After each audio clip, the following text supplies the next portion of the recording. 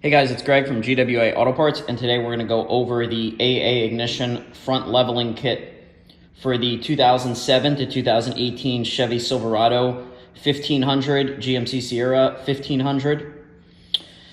Now, this kit is going to raise the front of your truck 2.5 inches, and the way it does that is through these two aluminum spacers. Now, first thing I want to go over is the actual thickness of this spacer isn't 2.5 inches. The thickness of the spacer versus the lift of the truck are not proportional. So the spacer is not exactly 2.5 inches, but when you put the spacer in, due to the way the suspension geometry is set up, you end up with a 2.5 inch lift.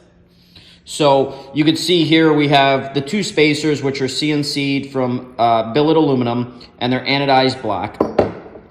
We include the installation hardware, which includes Allen head screws, washers, as well as nylon lock nuts. And then we also include full paper installation instructions that goes over the installation on your truck.